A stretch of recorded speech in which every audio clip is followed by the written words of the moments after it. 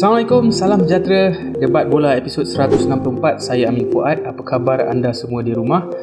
Harap anda semua sihat. Okey, bahagian pertama, topik pertama kita nak cerita pasal persahabatan, pasukan persahabatan Malaysia. Malaysia menentang Solomon Island, di mana Malaysia menang 4-1 lah. Walaupun pada awal 15 minit tu Malaysia nampak main macam kalang kabut sikit. Kalau kita tengok ranking, Malaysia 138, Solomon 134. Tapi ada orang cakap kemenangan yang agak baik. Ya betul, kita menang. Dan ada orang cakap yang menang lawan Solomon ni sebab dia ranking lebih baik. Tapi kita kena ingat, tak semestinya negara yang rankingnya lebih baik dari Malaysia, dia pasukan tu lebih baik. Jadi bagi aku kat sini kita kena tengok pasukan jugalah. Sebab sebenarnya kalau ikutkan kekuatan Malaysia ni, kita patut berada di, bagi akulah personal opinion, pandangan aku 120 terbaik. Macam tu lah. So sebab tu aku cakap Solomon Island ni walaupun lebih baik rankingnya, tak semestinya lebih bagus daripada Malaysia lah. Solomon ada cakap sebelum perlawanan, dia kata dia ada satu sahaja pemain profesional yang bermain di Liga Bosnia. Yang lain semua pemain amatur, berbanding pemain Malaysia yang rata-ratanya semua pemain pro lah, main full time. Macam aku cakap tadi, Malaysia main kalang kabut sikit awal 15-20 minit. Paulo Josue yang diberikan tanggungjawab untuk bermain sebagai nombor 9, bukan false 9, sebab role dia walaupun dia bukan penyerang macam false 9, tapi sebenarnya dia main role nombor 9. Banyak peluang yang dia ada, boleh jaringkan gol, tapi dia tak jaringkan gol, tak klinikal. Tapi nak salahkan dia pun, dia bukan seorang penyerang yang natural, ataupun tu bukan posisi asal beliau. Jadi kau tak boleh nak salahkan Paulo Josue lah. Dia mungkin baru nak menyesuaikan diri. Dia lebih kepada, orang kata, lebih kreatif untuk create, suka merembat. Dan kalau kita tengok, walaupun yalah dia ada jaringkan gol, itu antara kekuatan dia lah. Malaysia memang tak ada natural penyerang. Kita tahu Sharif Fikri ada kecederaan, Darren Lock pun kecederaan, Syafiq Ahmad tak dipilih.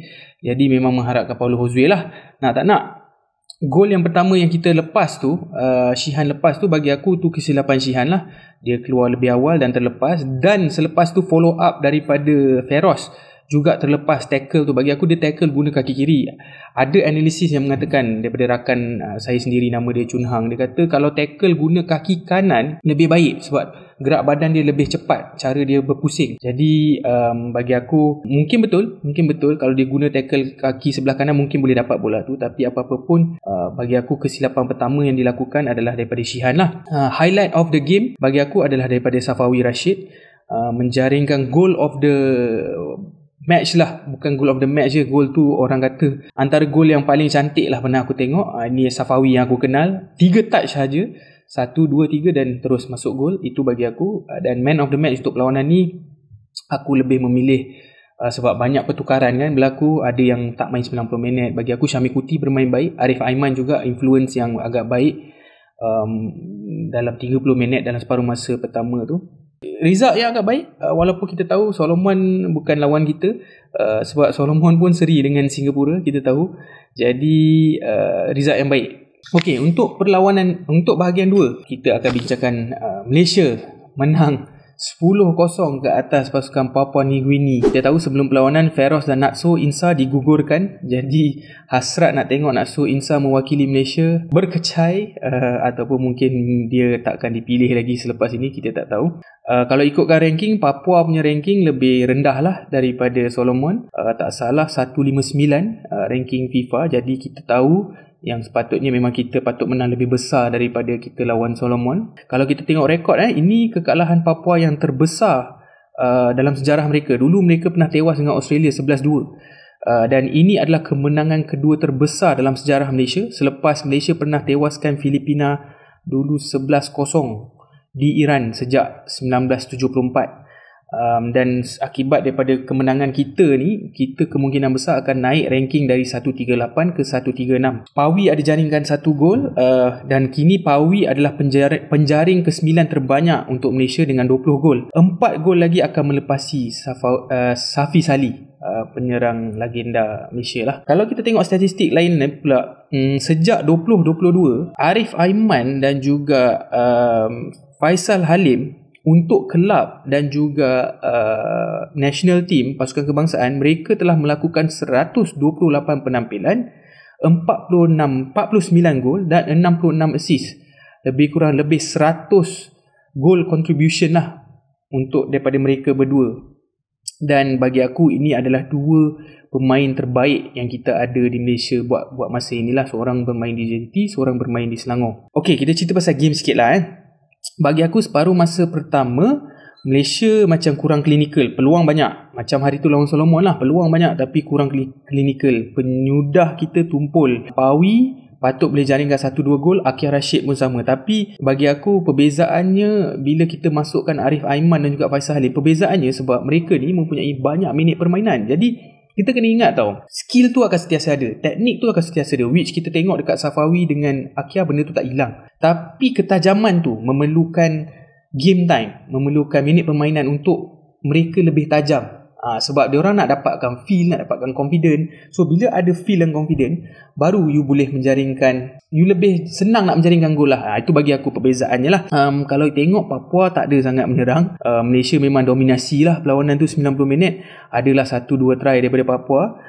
Separuh masa kedua memang perbezaannya adalah banyak movement daripada Arif dengan Faisal bertukar-tukar posisi. Daniel Ting di sebelah kiri. Banyak movement lah. Jadi menyebabkan Papua ni pun kalang kabut. Dan juga kita kena ingat, walaupun Akia dan juga Safawi tak menjaringkan gol, dia berjaya mengucak-kacirkan dan memenatkan pertahanan Papua dan menyebabkan mungkin dalam separuh masa kedua Papua pun dah macam agak penat dah. Dan aku nak puji satu benda pasal Papua ni, dia tak main defensif macam Solomon. Solomon betul-betul defensif kat belakang. Papua selamba je main macam biasa, highline. Tapi bahayalah bila you main highline kan, banyak peluang tu senang nak bola di belakang pertahanan, benda-benda tu semualah. Kalau kita tengok Paulo Josue lebih klinikal berbanding lawan Solomon. Macam aku cakap tadilah, dimensi dia berbeza. Kalau kau letak player macam Darren Lock yang suka berlari, yang suka challenge, main fizikal macam Syafiq Ahmad kan, tapi Paulo Josue ni lebih tenang dalam situasi dan dia tak banyak berlari di belakang pertahanan. Beliau banyak receive bola di kaki. Dan beliau boleh merembat apa semualah. Jadi ini adalah salah satu option kalau Kim Panggon tak dapat guna Syafiq Ahmad, Darren Lock mahupun Syarif Fikri. So Josue boleh berada di situ, tapi memerlukan lagi perlawanan lah untuk orang kata biasakan diri dia. Tapi cara permainan Malaysia pun jadi berbeza sikit lah. Okay, Azam Azmi, pertahanan kanan. Bagi aku dalam perlawanan ni, dia antara yang aku nampak banyak membuat larian-larian lambat masuk ke kotak penalti. Bursting through lah sebelah kanan. Maksudnya bila masa dengan Pawi suka masuk, jadi dia suka bermain di sebelah luar. Tapi dengan Arif Aiman pun, walaupun Arif Aiman berada di luar, beliau juga banyak kali support Arif Aiman. Selalu sampai lambat ni bagus. Sebab apa tau? Kita kena ingat, kalau you dah ada di sebelah kanan, Azam Azmi dah berada di sebelah kanan, jadi pertahanan senang nak tengok, nak marking dia. Tapi bila you lari daripada belakang, pertahanan kena alert. Jadi benda ni lah yang aku suka tentang Azam Azmi Murad lah. Satu prospek yang kalau Matthew Davis tak ada, beliau juga mempunyai orang kata kontrol bola yang baik untuk melakukan crossing, tahan. Sebab dia pernah menjadi pemain midfield dulu kan. Okay, Arif macam biasalah, gol-gol yang dijaringkan oleh beliau, ialah dia dapat berapa? 4 gol, 2 assist lebih kurang macam tu. Faisal Halim 1 gol, 3 assist lebih kurang macam tu lah. Betul kalah kalau salah tapi bagi aku gol-gol yang dijaringkan oleh Arif pun sangat unik. Sebab ada yang one on one, ada yang di dalam kotak penalti, ada yang dia masuk ke dalam. Di samping itu dia masih lagi berada di luar untuk melakukan assist. Jadi benda ni lah yang membuatkan bagi aku Arif Aiman ni unik lah, dan seorang pemain yang terbaik di Malaysia lah, MVP kan. Tapi kesimpulan je aku nak cakap, selepas 2 perlawanan ni, ya betul bagi motivasi kepada pemain, tapi ini bukan lawan sebenar lah bagi aku. Kalau kita nak bersaing dekat Piala Asia, kita perlu ujian lebih getir, lawan pasukan yang lebih kuat, lebih setara lah kalau kau tanya aku. Mungkin patut kita lawan Yaman kan hari tu kan, mungkin akan beri lebih fight. Macam sebelum ni kan kita lah ada lawan Hong Kong dan juga Turkmenistan ke tak salah ke, tak ingat yang sebelum ni lah kan, yang dekat Johor tu lebih macam fight sikit lah kan. So aku rasa kita perlukan lawan ranking yang lebih baik supaya kita boleh improve. Yalah, kita kalau nak improve kita kena lawan orang yang kuat kan. Jadi itu bagi aku kesimpulan lah bagi aku selepas 2 perlawanan. Tapi namun begitu, menang 10-0 dengan Papua ni satu sejarah lah. Sebab dulu mungkin kita boleh menang lawan Papua ni mungkin 3-4-0, tapi sekarang kita boleh jaringkan lebih daripada 5. Satu benda yang impresif. Okay, bahagian ketiga ni last topik lah. Ni pendek lah. Aku nak cerita pasal PDRM yang baru-baru ni melepaskan ketua jurulatih mereka dan juga kapten mereka Azmi Muslim.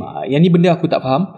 Sebab sekarang PDRM nombor 8 dalam Liga dengan 19 mata tak salah, baru mengalahkan Sabah, baru mengalahkan Selangor dan tewas kepada JDT 1-0 je. Jadi bagi aku tak masuk akal sebab aku tak tahu apa KPI dia. KPI dia nak PDRM top 4 ke macam tu. Bagi aku KPI PDRM patut top 10 pun dah cukup. Top 12 pun sebenarnya dah okey sangat.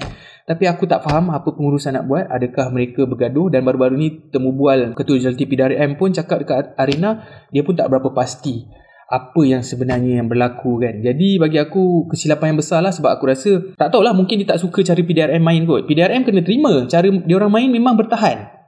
Sebab you tak ada banyak resources yang lain untuk menyerang apa semua. Jadi bagi aku satu keputusan yang bagi aku yang silap. Lepas ni kalau PDRM dapat jurulatih baru, keputusan akan tidak berapa baik kan. Jadi itu pandangan aku lah. Jadi itu saja untuk pemain ke-12 kali ini. Terima kasih kerana menyokong. Subscribe kita macam biasa. Aku sendiri akan cuba bawakan benda-benda yang updated untuk korang di luar sana. InsyaAllah kita akan berjumpa lagi. Kalau nak support lagi pemain ke-12, kita ada TikTok, kita ada Instagram, kita ada Twitter. Kalau nak tengok aku punya konten sendiri, Amin Fuad punya TikTok pun ada konten juga. Itu lebih orang kata banyak pasal international dan juga pasal lokal, tapi itu lebih cepat lah nak upload sebab kat TikTok video pendek-pendek kan. Jadi kita akan jumpa lagi di episod yang akan datang. Assalamualaikum, terima kasih.